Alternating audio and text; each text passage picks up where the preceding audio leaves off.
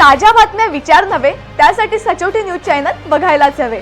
ज्ञान मनोरंजन संस्कार देणारे चॅनल सचोटीला सबस्क्राइब करा, बेल आयकॉनचे बटन दाबा, सोबत शेअर करायला विसरू नका।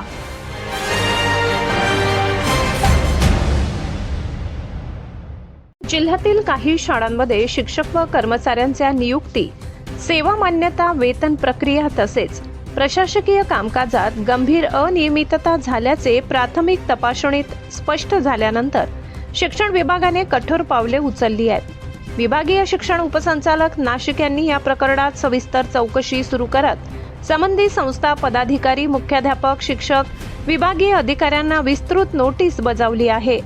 प्राथमिक निष्कर्षानुसार काही शिक्षकांची नियुक्ती करताना शासन नियमांचे पालन करण्यात आले नसल्याची शक्यता व्यक्त करण्यात आली आहे। नियुक्तीपूर्वी आवश्यक असलेली जाहिरात प्रक्रिया, निवड समितीची मान्यता तसेच शिक्षणाधिकाऱ्यांची पूर्व परवानगी या बाबींची पूर्तता झालेली नसल्याचे दिसून आहे। त्याचबरोबर नियुक्तीनंतर आवश्यक असलेली व्यक्तिगत मान्यता वेळेत किंवा नियमानुसार मिळविण्यातही त्रुटी आढळल्याचा संशय आहे।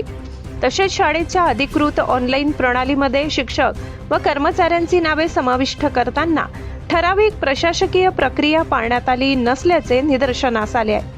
काही प्रकरणांमध्ये प्रस्ताव सादर न करता किंवा अपूर्ण कागदपत्रांसह नावे समाविष्ट करण्यात आल्याची शक्यता तपासात व्यक्त करण्यात आली आहे। त्यामुळे शासनाच्या वेतन वितरण प्रणालीवरही परिणाम झाल्याचे दिसून येत आहे। वेतनासंदर्भात गंभीर बाब समोर आली असून काही कर्मचाऱ्यांचे वेतन कोणतेही स्पष्ट कारण किंवा वरिष्ठ अधिकाऱ्यांचे लेखी आदेश नसताना रोखून ठेवण्यात आल्याच्या तक्रारी प्राप्त झाल्या आहेत। वेतन बिल सादरीकरण, मंजुरी आणि निधी वितरण या प्रक्रियेत विलंब किंवा जाणीवपूर्वक अडथळे निर्माण करण्यात आल्याचा संशय व्यक्त करण्यात आलाय। त्यामुळे संबंधित कर्मचाऱ्यांवर आर्थिक ताण निर्माण झालाय।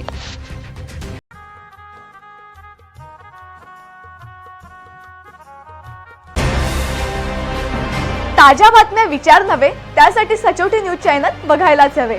ज्ञान मनोरंजन संस्कार देणारे चॅनल सचोटीला सबस्क्राइब करा, बेल आयकॉनचे बटन दाबा, सोबत शेअर करायला विसरू नका।